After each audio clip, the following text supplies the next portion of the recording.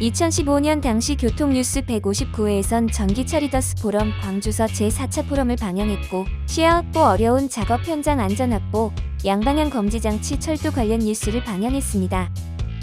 철도의 안전을 지키는 기술은 해마다 진화해왔지만 여전히 열차 간 충돌이나 선로 주변 작업자의 사고는 완전히 사라지지 않은 위험 요소로 남아 있습니다.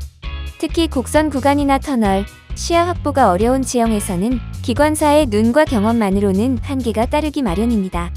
이러한 한계를 극복하기 위해 등장한 것이 바로 철도 양방향 검지 장치입니다.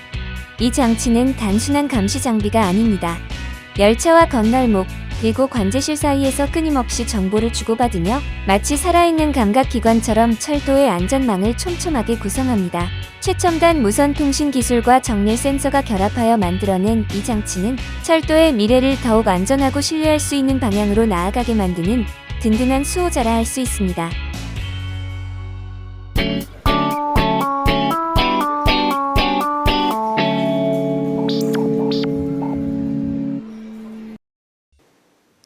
금년 출범한 전기자동차 리더스 포럼은 업체와 전문가, 그리고 정부 관계자들이 참여해 국내 전기차 산업을 선도적으로 이끌어가고 있는데요. 오늘 이곳 광주 김대중 컨벤션 센터에서는 친환경 자동차 산업화를 위한 토론회가 진행됐습니다. 개회사를 맡은 김필수 교수는 전기자동차 리더스 협회가 만들어진 지 채 1년도 되지 않았지만 많은 관심으로 구심점의 역할을 하고 있다며 올해를 전기차의 원년으로 보고 있다고 말했습니다. 내년에도 1년에 4번 정도의 포럼을 열 계획이고 탐방을 통해 외국의 좋은 사례를 벤치마킹해서 한국의 선진화에 도움이 될 수 있도록 할 예정이라고 전했습니다. 오늘 발표에서는 해외 사례들을 통해 보급의 장애 요인과 활성화 요인들을 알아갈 수 있을 것이라며 기대를 드러냈습니다. 본격적인 발표는 강희은 서울시 교통과장의 서울시 친환경 교통정책에 대한 설명으로 시작됐는데요. 서울시는 금년에 친환경 교통 마스터 플랜을 세워서 전기 택시나 전기 트럭 택배 서비스 등 다양한 실증 사업을 진행 중이라며 한계도 있지만 전기차와 전기 택시에 대한 시민들의 인식을 높이려고 노력 중이라고 말했습니다.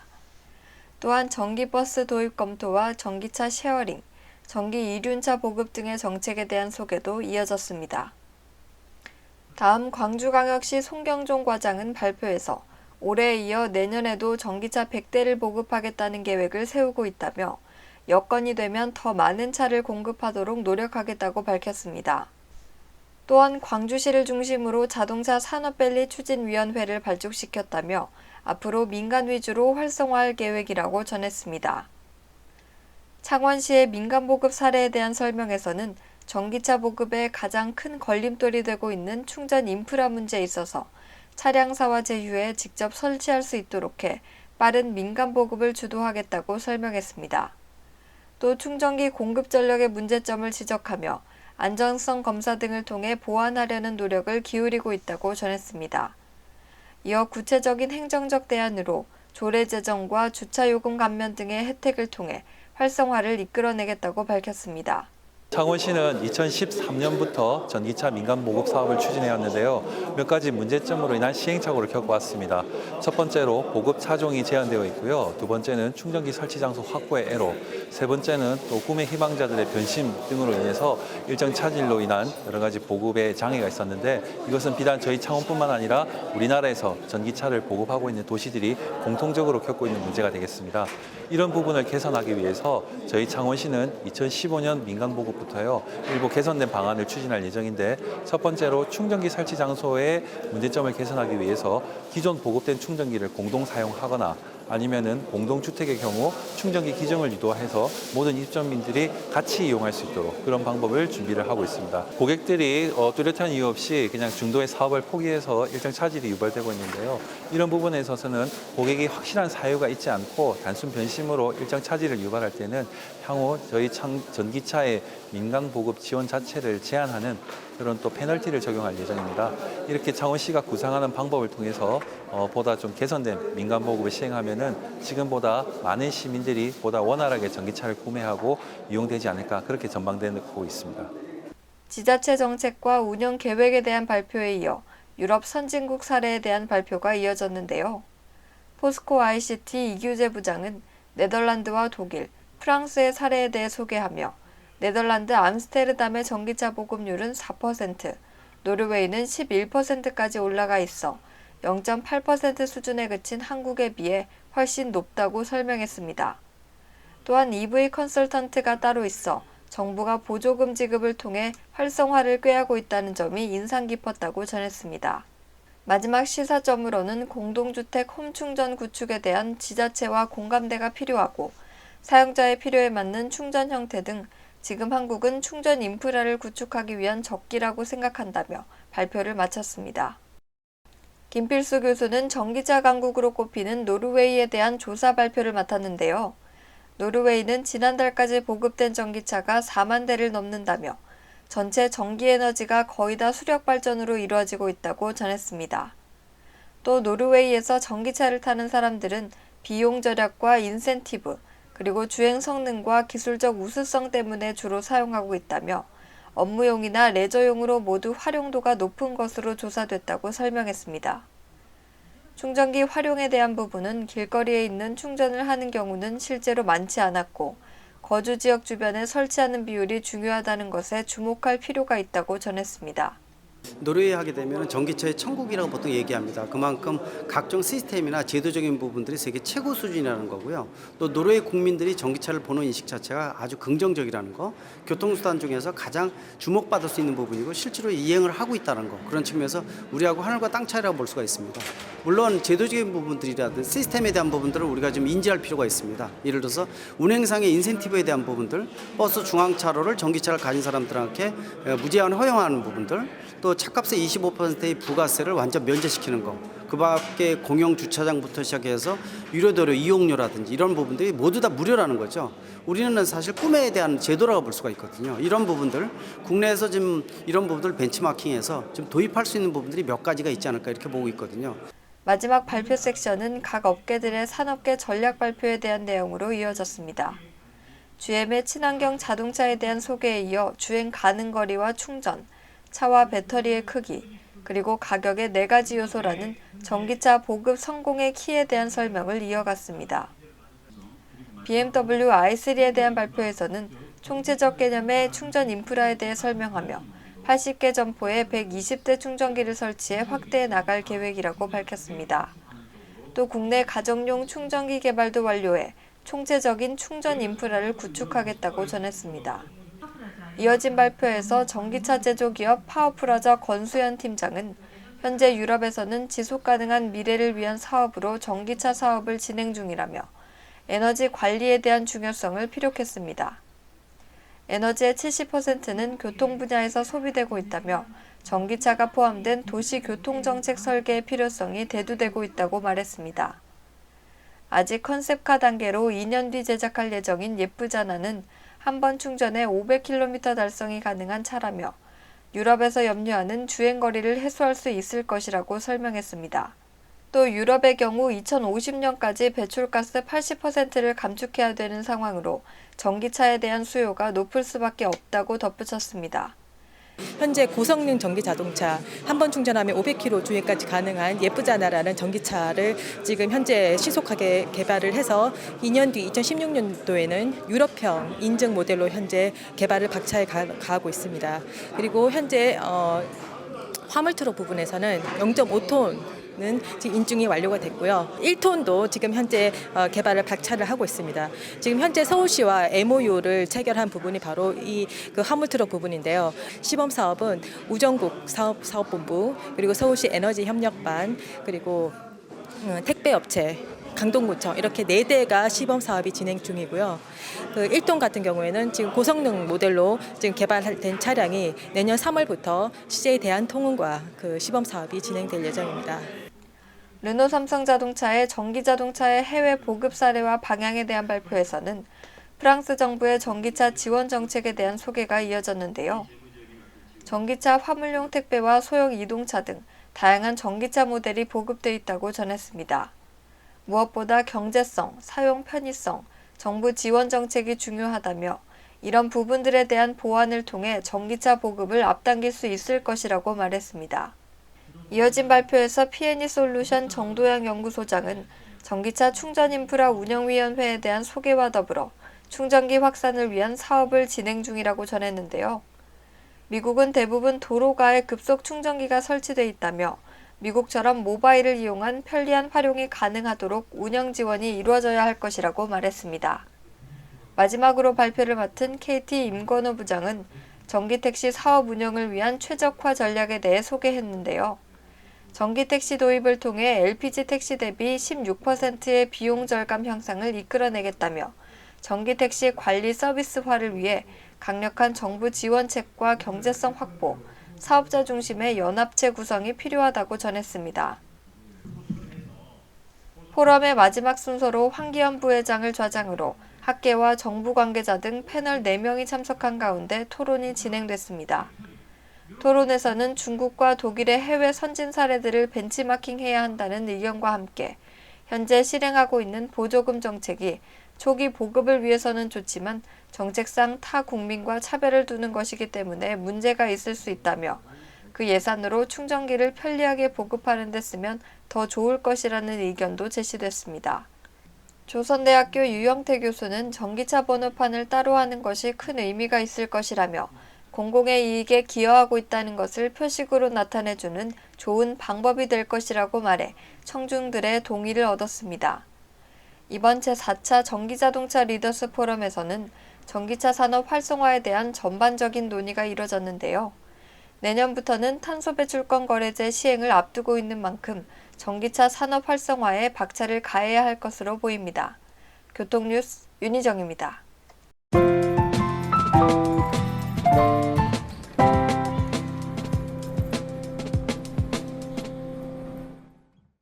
현재 모든 열차는 첨단 관제 시스템에 의해서 운행되고 있는데요. 그럼에도 불구하고 간혹 추돌 사고나 작업자 인사 사고가 발생하기도 합니다. 그래서 오늘 이곳 서울 메트로에서는 그 대처법에 대해서 알아보겠습니다. 가장 안전한 교통수단은 철도인데도 가끔씩 이해 못할 사고가 발생되는 것 또한 열차 사고입니다. 최근에도 동대구역 열차 사고와 상황심리 2호선 지하철 추돌 사고, 태백역 열차 충돌 사고를 비롯해 경기도 평택역에서 선로 변환기 부품을 교체하던 작업자가 열차에 치여 사망하는 사고가 발생했는데요. 왜 이런 일이 발생하는가와 혹시 보완되어야 할 허점은 없는지부터 알아봤습니다. 정확한 관제 시스템에 의해 철저한 관리를 하고 있지만 간혹 예기치 못한 사고가 발생될 수도 있다는 점, 그리고 또 하나는 열차를 직접 운전하는 기관사가 위험 상황을 사전 감지할 수 없다는 시스템에 제동거리까지 긴 것이 열차의 특성입니다. 다시 말해 열차와 열차 상호간은 물론 열차가 지나는 선로 주변에서 일하는 작업자 위치와 거리를 알 수 없고 오직 관제 시스템과 상황 판단에 의해 운행되는 현실이다 보니 충돌과 인사사고는 이처럼 예고 없이 발생되는 것입니다. 그 해답을 찾기 위해 양방향 검지 장치라는 안전 시스템을 활용하고 있는 서울 메트로 야간 선로 보수 작업 현장을 찾아 나섰습니다.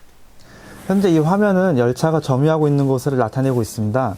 이렇게 빨간 부분은 열차가 실제 점유하고 있는 곳이며 이 부분은 역입니다. 열차가 갈 부분은 이렇게 노란색으로 표시가 되고 있습니다. 열차가 궤도회로를 밟는 구간이 이렇게 긴 경우는 열차 간의 간격을 알 수 없기 때문에 RFID를 이용한 양방향 검지 장치를 활용하여 열차 간의 거리를 확인하고 있습니다. 현재 서울 메트로 철도 유지 보수형 모터카 53대에는 총 73개의 양방향 검지 경보 장치가 장착 운영되고 있는데요. 서울 메트로에 출원 등록된 특허와 사용권 계약을 한 현성테크의 기술로 공동 개발된 양방향 검지 경보 장치는 관제 사각지대를 운행하거나 보수 작업을 하는 작업자가 있을 때 그 안전을 최우선한다는 점을 엿볼 수 있었습니다. 모터카 전방과 후방 상부에는 각각의 안테나가 설치된 운전석 앞에 양방향 검지 장치가 장착돼 있었는데요. 이 모니터에 안테나가 수신하는 실시간 정보가 표시됩니다. 기관사가 상행과 하행을 구분하면 같은 방향으로 진행 중인 열차 10대까지 정보를 주고받을 수 있고 가장 가까이에서 발신되는 거리 정보를 표시하게 되는데요. 이런 예고와 경고는 200m 범위 안에 들어왔을 때부터 긴박함을 나타내는 경고등과 경고음으로 바꿔 동시에 전달됩니다. 지하철 운행이 중단된 새벽 시간, 서울 메트로 모터카에서 바라본 외부의 모습은 어둡고 좌우로 굽이진 지점이 많아 전방 시야를 너무 가린다는 느낌부터 받았는데요. 기관사 전방 시야를 가리게 되는 굽이진 곳에서 보수 작업 중에 문제가 생기면 지하철 속도와는 비교도 안 될 저속 모터카라고 해도 유사시 안전하게 멈출 수 없어 보였습니다. 바로 이런 위험 요인 때문에 양방향 검지 시스템이 필요했다는 메트로 관계자의 말이 문득 떠올랐는데요. 몇 차례 실패를 거듭했던 특허권자인 서울메트로가 지난해 현성테크를 만나 공동개발에 착수하면서 비로소 그 의미를 충분히 느끼고 또 체감할 수 있는 기회가 생겼다는 것을 실감할 수 있었기 때문입니다. 차가 앞뒤로 어디 오는지 잘 몰랐었죠. 근데 양방향 검지 장치를 설치하고 나서는 그 차가 앞에 있는지 뒤에 또 몇 미터 거리에 있는지를 알 수가 있으니까 우리가 그 충돌이나 뭐 추돌 사고를 방지할 수 있는 그런 장치를 지금 쓰고 있습니다. 과거에는 어디서 작업을 하는지 잘 몰라가지고 사고 날 위험성이 있었지만 이거는 서로가 또 통신이 돼가지고 교신이 돼가지고 작업자가 어디쯤 있는지 나도 알 수 있고 작업자도 차가 어디 오는지 알 수 있고 그러니까 자기도 주의해서 계속 확인하면서 작업을 할 수 있으니까 안전하다고 볼 수가 있죠. 철도 보수 작업자는 항시 안전사고에 노출돼 있다는 것을 강조한 셈인데요. 전방 상황과 거리 판단이 불가능한 터널과 곡선 구간에서는 이 양방향 검지 장치에 더 의존할 수밖에 없다는 뜻으로 판단됩니다. 아울러 같은 선로를 달리는 승객 운송용 지하철 또한 이 안전 시스템이 필요하겠다는 생각을 갖게 했습니다. 군자기지에서 청량리 구간을 왕복하는 2대의 모터카에 장착된 각각의 모니터에 나타나는 거리와 이에 따라 달라지는 붉은색 램프의 점등 속도와 경고음 변화를 지켜봤는데요. 시속 30km에서 40km 속도로 달리는 모터카와 선로 위를 따라 걸으면서 점검하는 작업자를 비롯 보수하는 작업자를 감지해서 알리기에 바빴습니다. 상대 거리에 따라 표시되는 점등 속도와 음향 시그널도 달랐습니다. 최대 2km에서 최소 400m 이내부터 시작되는 감지 예고는 상대 거리 표시와 함께 천천히 약하게 울리다가 또는 급하고 빠르면서 강하게 울리기 때문입니다. 실시간 감지 기능은 상대 모터카 또는 작업자와 인접한 위험거리 이내로 접근하거나 다가가게 되면 모터카와 작업자가 휴대하고 있는 양방향 검지 장치는 동시에 아주 빠르고 강하게 울렸는데요. 지난 2013년 6월 국내 최초로 장착 활용하고 있는 서울메트로 모터카 양방향 검지 경보 장치는 상대 열차 정보와 그 거리를 표시해주는 유일한 안전 경고 시스템으로 최대 2km 이내를 상시 감시하고 있다는 것을 확인시켜주는 장면이었습니다. 한마디로 자기 위치 정보 확인만 가능한 기존의 GPS와 달리 ISM 밴드라는 고유 주파수를 활용하는 양방향 검지 장치는 거리와 경고 표시, 음향 크기 변화로 기관사와 인근 작업자들에게 위험을 경고하는 사전 예방 장치인데요. 이 무선 통신 방식은 지하 터널과 시야 확보가 어려운 구간은 물론 장애물 또는 전파 장애로 GPS가 수신되지 않는 특정 구간에 구애받지 않는 안전성을 갖고 있다고 합니다. 특히 자체적으로 운용되는 경보 시스템 특성은 별도 기지국을 필요로 하지 않는 간편성과 간단한 장착에 휴대 이점까지 있는 안전기술이 핵심이자 모토라는 것을 시사하고 있는데요. 관제나 기타 자동화된 시스템의 고장과 부재 같은 긴급 상황이 벌어진다고 해도 독자 검지 능력을 갖춘 이 안전장치 하나만으로 열차 충돌을 비롯한 추돌과 인명사고 발생 요인을 사전 방지할 수 있기 때문입니다. 이런 검지 능력과 성능은 종강역 부근에서 더 두드러졌는데요.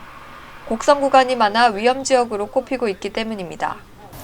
위험경보와 경고는 모터카와 외부 작업자 모두에게 전파되고 있었는데요. 후속 작업차가 112m 지점에 다르자 경고 표시와 함께 램프가 전멸하더니 곧이어 사이렌이 울리고 60m로 가까워지자 경고음은 더욱 빨라지면서 36m 지점에 멈춰설 때까지 경고음과 경고등은 긴박감을 늦추지 않았습니다. 하지만 현실은 거미줄처럼 복잡하게 신호는 증가하는 데 반해 운행과 작업 현장에선 아직도 랜턴 불빛과 동차 경적 소리를 신호 삼아 소통하는 것이 다이고 이에 안전을 담보한 관계사들이 많다는 게 문제입니다.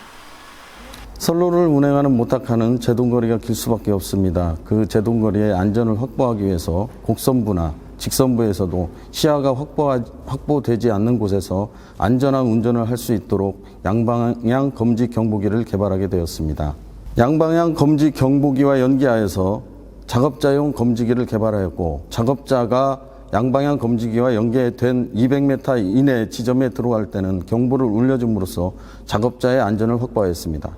서울 메트로에서는 시민의 안전을 최우선으로 하고 있습니다.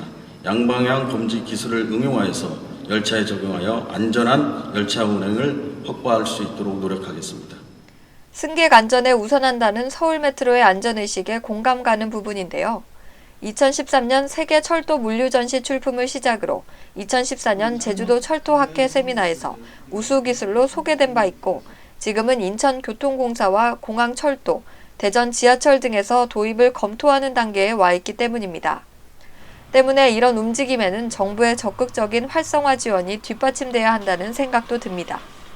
현성테크가 개발한 양방향 검지 경보 장치는 움직이는 모든 물체 간의 추돌과 충돌을 방지하는 안전장치입니다. 서울 메트로 철도 보수형 모터카에 적용되면서 그 실효성이 입증됐는데요. 이런 이점은 선박과 비행기 등은 물론 산업 전반에 널리 활용될 수 있습니다. 특히 공항 내 작업차와 셔틀버스를 비롯한 어두운 탄광 안에서 움직이는 석탄 운반차에 설치하는 경우 그 효과가 더 크다고 확신합니다. 불 속에 뛰어든 소방관과 군사작전에도 개인 위치 확인이 가능한 특성 또한 이에 포함됩니다. 현성테크는 전동차와 모터카 겸용 모델을 비롯 작업자용 모델을 개발 공급하고 있을 뿐 아니라 10배 이상의 속도와 안전 성능을 배가시킨 승객용 모델을 2015년 현장 적용하기 위해 개발을 마쳤다고 하는데요. 승객용 모델이 출시되면 그동안 방조됐던 안전불감증 해소는 물론 대형 사고 방지에도 큰 힘이 될 것 같습니다. 이런 양방향 검지 장치 기술은 열차와 열차, 선로 안과 밖의 작업자뿐 아니라 선박과 공항 내 작업차 안전 운행에도 크게 기여할 것으로 보이는데요. 더욱이 산업 전반에 적용할 수 있는 RFID 무선 통신 특성은 육상과 해상 실종 사고를 방지하고 안전사고 예방에도 큰 도움이 될 것으로 보입니다. 교통뉴스 윤희정입니다.